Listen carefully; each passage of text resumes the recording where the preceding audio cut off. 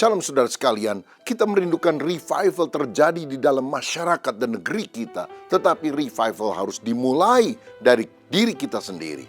Karena itu kita harus memiliki hati yang siap untuk menyambut lawatan Allah. Bagaimana caranya? Yang pertama, kembali pada kasih mula-mula. Yang kedua, miliki kasih yang diwujudkan dalam pengampunan kepada orang yang bersalah. Yang pertama, kita harus menjaga api tetap menyala di dalam hati kita, sehingga kita punya kasih yang mula-mula kepada Kristus. Robert Robinson adalah penulis himne rohani, Come Thou Fount of Every Blessing, datanglah engkau sumber berkat. Waktu dia muda, dia begitu berkobar-kobar mencintai Tuhan. Tapi waktu tua dia jauh dari Tuhan, kerohaniannya kering. Satu hari dia naik kereta api, ada ibu di sampingnya yang ngajak ngobrol. Dan ibu itu bilang, saya sangat diberkati dengan sebuah lagu lama. Dan dia bacakan liriknya yang ternyata adalah lagu ciptaan Robert dulu. Robert menangis dan bertekad kembali kepada kasih yang mula-mula. Saudara, kasih mula-mula bukan hanya emosi sesaat, melainkan ini prioritas utama kita. Harus menjaga keintiman, kedekatan hubungan dengan Tuhan.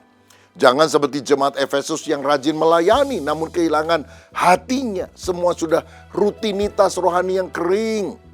Mari kita luangkan lebih banyak waktu untuk berdiam di kaki Tuhan. Ingat kembali sukacita saat Anda pertama kali mengenal Yesus dan biarkan rasa syukur menggerakkan hidup dan pelayanan kita. Selain menjaga hati supaya selalu ada kasih mula-mula, kita juga harus memiliki kasih agape yang bisa mengampuni orang yang bersalah. Tahun 2006, Chris William kehilangan istri dan 3 anaknya dalam kecelakaan mobil yang disebabkan seorang remaja 17 tahun yang menyetir dalam keadaan mabuk. Keputusannya radikal.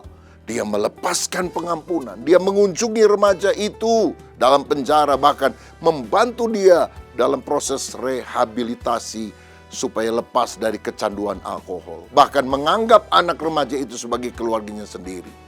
Chris berkata, pengampunan adalah cara Tuhan memulihkan hati saya yang hancur agar tidak diracuni oleh kebencian.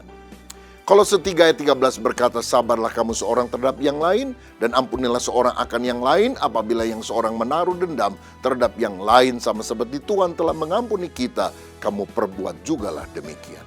Saudara, kasih tanpa pengampunan adalah kasih yang palsu. Mengampuni bukan berarti melupakan kesalahan, melainkan melepaskan hak untuk membalas dendam.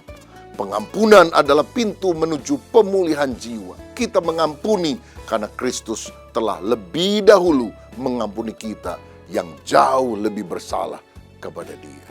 Kalau kita merindukan lawatan Allah, jaga hati kita supaya ada kasih mula-mula. Jaga hati kita supaya tidak ada kebencian, kepahitan. Tapi mari kita belajar mengampuni dan mengasihi Tuhan dan sesama. Tuhan Yesus memberkati.